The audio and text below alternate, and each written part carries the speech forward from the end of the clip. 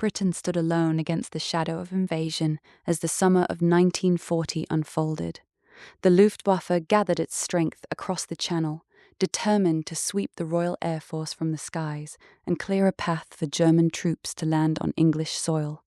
Fighter Command, equipped with the new radar network that gave early warning of raids, met each wave with Spitfires and Hurricanes that rose again and again from grass airstrips.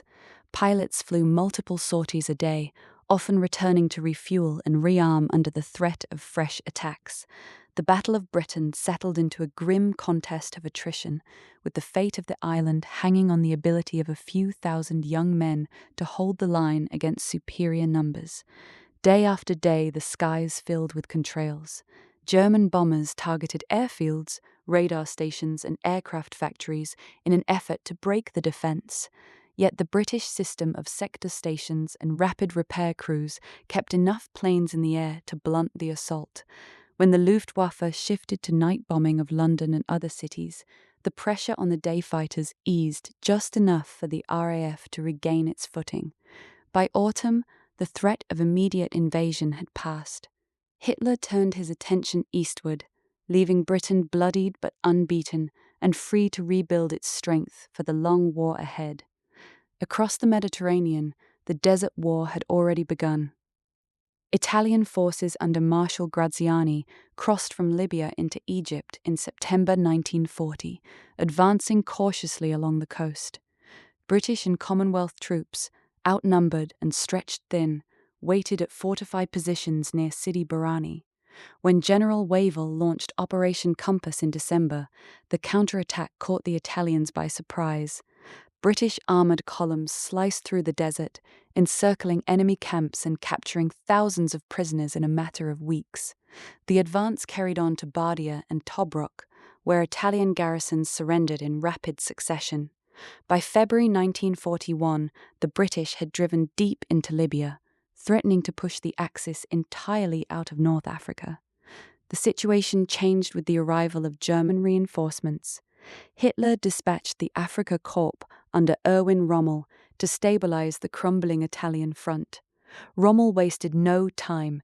He struck at British positions in March 1941, using speed and surprise to recapture much of the ground lost only weeks earlier. Tobruk held out under siege, its garrison supplied by sea, while German and Italian troops ringed the port. Rommel's rapid movements earned him the nickname Desert Fox, and British attempts to relieve the fortress met with costly setbacks at Hafaya Pass and Sidi Rezeg. Supply lines stretched across hundreds of miles of empty sand became the decisive factor, with both sides racing to bring forward fuel, ammunition, and water before the next clash. In late 1941 and early 1942, the pendulum swung back and forth. A British offensive codenamed Crusader finally broke the siege of Tobruk, but Rommel counterattacked again in the spring, pushing eastward toward the Egyptian frontier. The British Eighth Army fell back to a line at El Alamein, where the narrow strip of land between the Mediterranean and the Qattara Depression offered no room for outflanking maneuvers.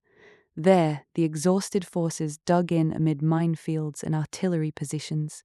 Rommel's final attempt to break through in July and August was halted by determined defense and dwindling supplies. By autumn 1942, the balance had shifted once more. General Bernard Montgomery took command of the Eighth Army and methodically prepared for a decisive offensive. Thousands of new tanks and guns arrived from Britain and the United States, along with fresh divisions trained for desert fighting. On the night of the 23rd October, artillery opened a massive barrage, and infantry advanced behind it to clear paths through the minefields. The Battle of El Alamein unfolded over 12 days of grinding combat. British and Commonwealth troops wore down the Axis defences until Rommel's forces, short of fuel and facing relentless pressure, began to withdraw. The retreat marked the first major land victory for the Western Allies since the beginning of the war. From that point, the Axis hold on North Africa would never recover its earlier strength, and the long road to victory began to look a little less uncertain.